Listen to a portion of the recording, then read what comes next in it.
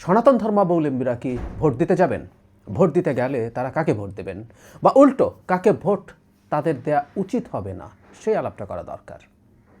জামায়াতে ইসলামী সম্প্রতি একজন হিন্দু প্রার্থীকে তাদের মনোনয়ন দিয়ে খুবই হিন্দু বান্ধব পার্টি হিসাবে নিজেকে জাহির করতে চাইছে।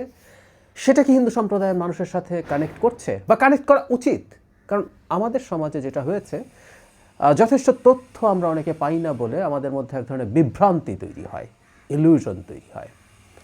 আমরা যদি এভাবে বলি, গোটা অমুসলিম সম্প্রদায়, বাংলাদেশে যত অমুসলিম আছেন, হিন্দু, বৌদ্ধ, খ্রিস্টান, যারা যারা আছেন, প্রত্যেককে জামায়াত আদতে দ্বিতীয় শ্রেণীর নাগরিক মনে করে, কিংবা নাগরিকই মনে করে না।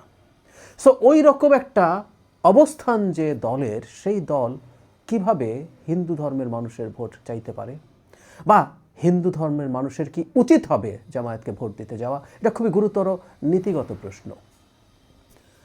আমি দীর্ঘদিন এই আলাপ করছি, এবং একটা সময় আমি এই ব্যাপারটায় আসবো, কিভাবে হিন্দু ধর্মের মানুষকে বা হিন্দুদেরকে জামায়াতে ইসলামী জাস্ট দ্বিতীয় শ্রেণীর নাগরিক হিসাবে দেখে, বা আদৌ নাগরিক হিসাবে দেখে না, সেই জায়গায়। কিন্তু তার আগে একটা প্রশ্ন একটু করে রাখি, খুবই ইন্টারেস্টিং।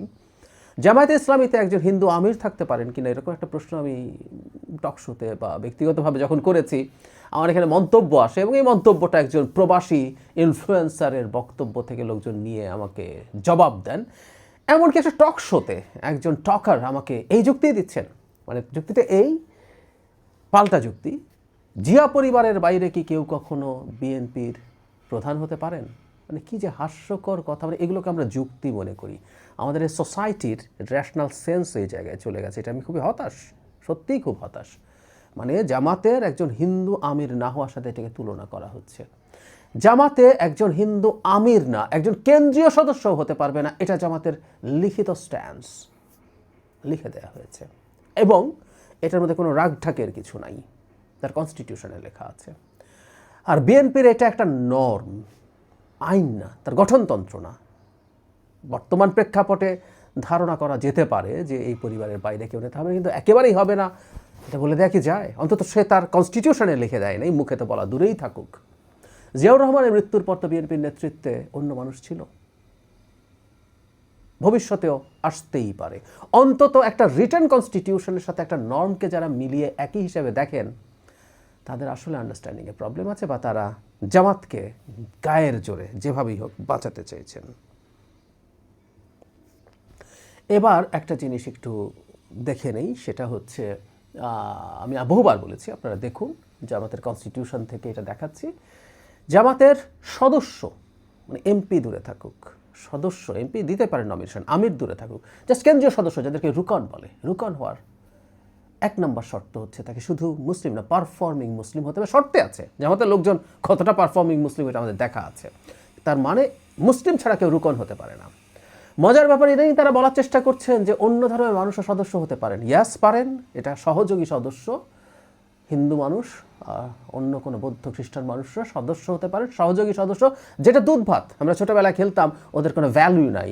যেমন কনস্টিটিউশন যে কেউ পড়ুন, আমি চ্যালেঞ্জ দিচ্ছি, ওখানে দেখা যাবে যত রকম কাজ আছে, আমির নির্বাচন, তাদের কেন্দ্রীয় শুরার নির্বাচন থেকে কর্মকাণ্ড, সব কিছুতে ভোটাধিকার আছে শুধুমাত্র রুকনদের, সহযোগী সদস্যদের কোনো ভোটার নয়। যে বলছিলাম, ওনারা দুধ ভাত, ওনারা এখন হিন্দুদেরকেও সদস্য করছেন, এই মোনাফেকিটা করার জন্য এটা করছেন। এটা মোনাফেকি, এবং এই মোনাফেকি খুবই অবিশ্বাস্যভাবে একদিন একটা টক শোতে যারা মতিউর রহমান নিজামীর সন্তান, যিনি পাবনায় নির্বাচন করছেন, আমার সাথে বসে বলছেন দুটো সদস্য নাকি একই।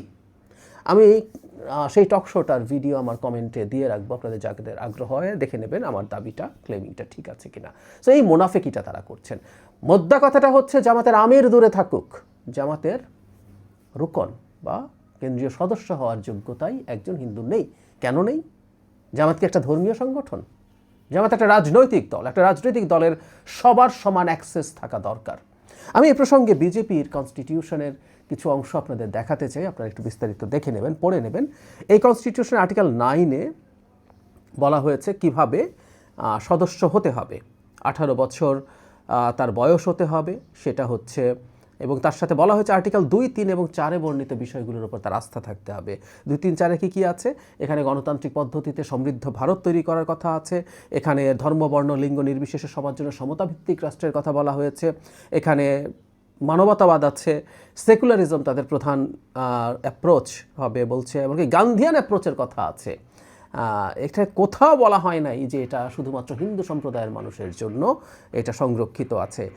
একটা জায়গায় মানে একটা হিন্দুত্ববাদী দল, কিন্তু হিন্দুত্ববাদ বা হিন্দু ধর্মের ইঙ্গিত আছে কিনা, উল্লেখ দূরেই থাকুক, ইঙ্গিত আছে কিনা সেটা একটা জায়গায় খেয়াল করি, এখানে আছে proudly draws inspiration from ancient culture and values.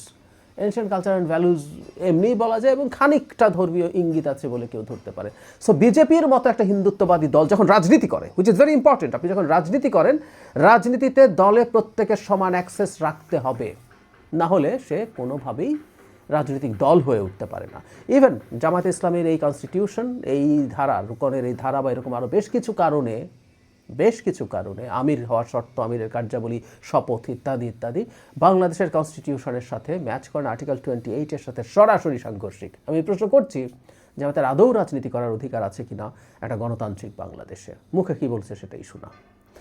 ফলে যে আলাপটায় আসছিলাম যে হিন্দু সম্প্রদায়ের মানুষ, যাদেরকে জামাতে ইসলামী আদৌ মানুষ মনে করে কিনা সেই প্রশ্ন আসলে আছে, সেই মানুষদের কি জামাতে ভোট দেওয়ার কথা? একজন হিন্দু সম্প্রদায়ের মানুষকে তারা ক্যান্ডিডেট দিয়েছেন, তাতেই ভুলে গিয়ে তারা দলে দলে ভোট দিয়ে দেবেন? আমার মনে হয় না। ট্রেডিশনালি হিন্দু সম্প্রদায়ের মানুষ আওয়ামী লীগকে ভোট দেওয়ার প্রবণতা আছে, মোটা দাগে, ব্যতিক্রম তো আছেই, মোটা দাগে সেই প্রবণতা আছে। সেই প্রবণতায় তারা জামাতের বিরুদ্ধে ভোট দিতে পারে, কিন্তু তাদের ক্ষেত্রে আরও একটা ফ্যাক্টর বেশি।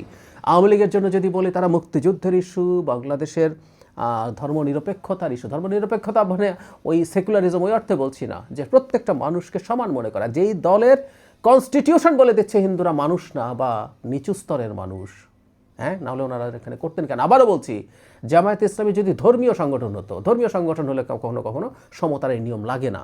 মসজিদের ইমাম হওয়ার জন্য আমি মুসলিম চেয়ে বিজ্ঞাপন দেবো, এটা ঠিক আছে, কারণ এটা ধর্মীয় কাজ।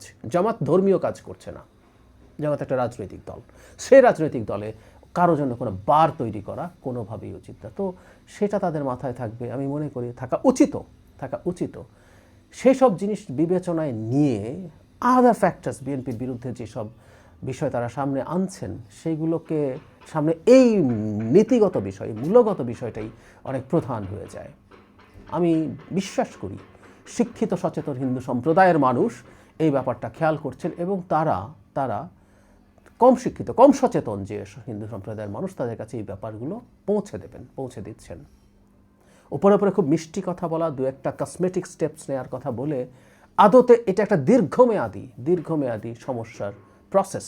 বিজেপির মতো দল যে ইসলামের বিরুদ্ধে, মুসলিমের বিরুদ্ধে কিছু তার কনস্টিটিউশনে লেখে নাই, বা হিন্দু ধর্মের পক্ষে বা হিন্দুত্ববাদের পক্ষে কিছু লেখে নেই, সেই বিজেপির আমলে মুসলমানদের কী পরিস্থিতি হচ্ছে আমরা দেখছি। সুতরাং জামাতের মতো দল যদি ক্ষমতায় আসে, সিস্টেম্যাটিকলি তারা হিন্দু বা অন্য অমুসলিম সম্প্রদায়ের মানুষের ওপরে কী করতে পারে, সেই অনুমান আমাদের থাকার যৌক্তিক কারণ আছে।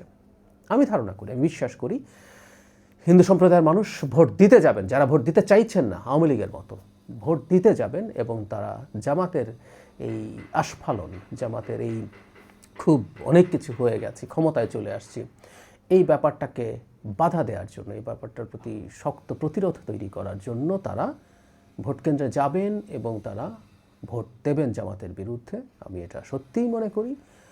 বাংলাদেশের মাটিতে বসে একটা রাজনৈতিক দল নারীদেরকে, অন্য সম্প্রদায়ের মানুষদেরকে মানুষ মনে করবে না, বা মানুষ মনে করবে, নিচু স্তরের মানুষ মনে করবে। দলিতের মানে ভারতে যেমন দলিত আছে, অচ্ছুত আছে, সেই দলিত মনে করবে, অচ্ছুত মনে করবে। সেই প্রেক্ষাপট বাংলাদেশে একটা রাজনৈতিক দল তৈরি করছে, তার কনস্টিটিউশনে পর্যন্ত। এটার বিরুদ্ধে প্রতিবাদ নিশ্চয়ই হিন্দু সম্প্রদায়ের মানুষ করবেন এবং সেটাই নিশ্চিতভাবেই জামাতের পরিস্থিতি আরও খারাপ করে তুলবে।